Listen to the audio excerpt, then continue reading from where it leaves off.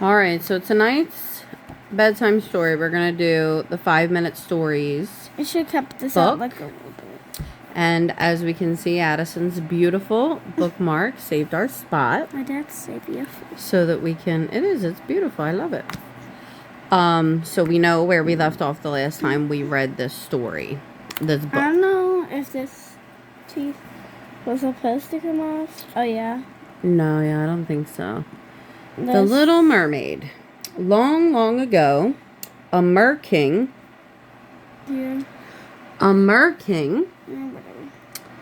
lived under the sea with his 6 mermaid daughters, who all had long wavy hair and sang with sweet heavenly voices. The mermaids loved their watery world, but they liked to hear the wise sea king tell them stories about the world above the sea. "Oh, Father, tell us about the cities and the trees and flowers," they would cry. "When you are 21, my little ones," the father would say, "you can go to the surface and you can see all the wonders for yourself." One by one, the sisters got their chance to visit the surface. At last, it was the turn of the youngest sister. The little mermaid swam up through the crystal waters to the ocean surface with great joy in her heart. Close by was a big ship. She could see people on the deck throwing a party for a prince who was on board. The little mermaid couldn't keep her eyes off the handsome prince. As she swam closer for a better look, the sea started to swell and a strong wind whipped up. "Oh no," cried the little mermaid, "a storm is coming." Suddenly, as the ship was tossed from side to side, the prince was thrown into the churning water. He began to sink underneath the waves and would have drowned had the little mermaid not dived down to rescue him.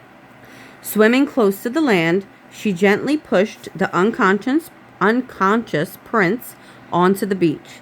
His eyes flickered open for a few seconds, and he smiled before closing them again. As she swam away, she glanced back at the shore.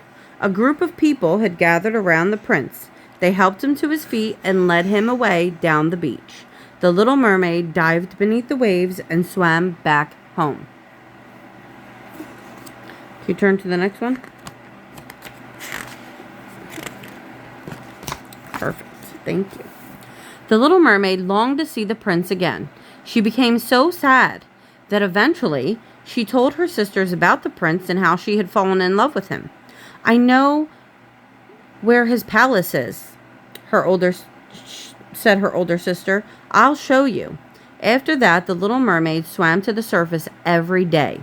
She gazed at the palace, hoping to catch a glimpse of the prince. "Father, could I become human if I wanted to?" she asked the king one day. "The only way, my little one," the king said gently, "is if a human falls in love with you." But the little mermaid could not forget the prince, so she decided to visit the sea witch. "I can make a potion to make you human," hissed the witch, "but I will take your beautiful voice as my payment. If you win the true love of the prince, only then will you get your voice back." The little mermaid loved the prince so much that she agreed. She swam to the prince's palace and drank the potion. She fell into a deep sleep. When she woke up, she was lying on the beach dressed in beautiful clothes. Where her shiny tail had been, she now had a pair of pale human legs. The little mermaid tried to stand, but her new legs wobbled as she stumbled on the sand. As she fell, 2 strong arms reached out and caught her. The little mermaid looked up. It was the prince. She tried to speak, but her voice had gone. She could only smile at her handsome rescuer. Oh, what? So she didn't have a voice? Well, remember, the sea witch took it away. No, I thought she would have a bad voice. No, she doesn't have any voice at all. The silent, beautiful, mysterious stranger fascinated the prince. He grew very fond of the little mermaid and spent his afternoons with her around the palace and on the beach. One day, the prince told the little mermaid that he was getting married to a princess. "My parents want me to do this," he sighed sadly, "but I love another girl. I don't know who she is, but she once rescued me from the sea." The little mermaid was devastated, but without a voice, how could she tell the prince that she was that girl? The prince now took walks along the beach with the princess. The little mermaid could do nothing but watch on from afar. Over time, the little mermaid became more and more jealous as she saw the prince smiling and laughing. But deep down, she knew his heart didn't belong to the princess. A few days before the wedding, the prince asked the little mermaid to take a walk with him along the beach. "Once I'm married, I won't be able to spend any time with you," he told her. The little mermaid nodded sadly. She had been dreading this happening. As they walked across the sand, a fierce wind suddenly whipped along the shore. A huge wave crashed over the prince and the little mermaid,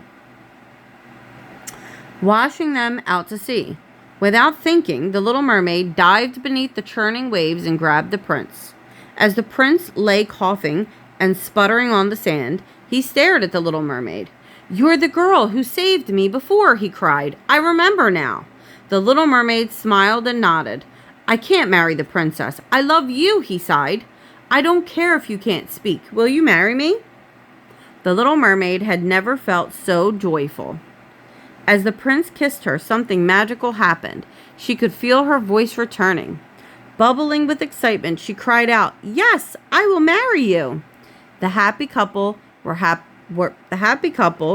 married the very next day. The little mermaid's dreams had come true, but she never forgot her family or that she had once been a mermaid. The end.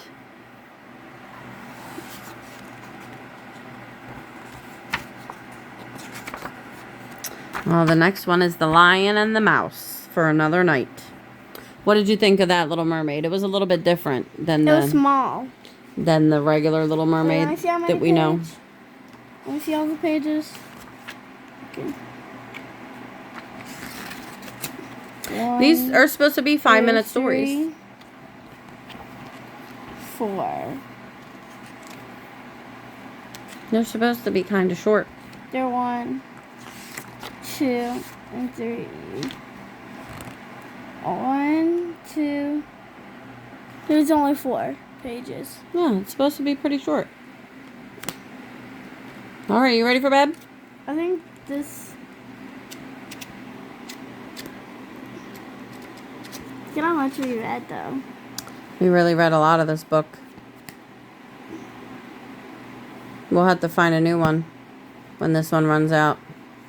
Did you hold our good page? Yeah. All right. I love you. I do. Good night. See, this is the right page. I love you. Oh, I passed it. I love you too. Good night. Good night. Oh my God, you're going to lose it. All right.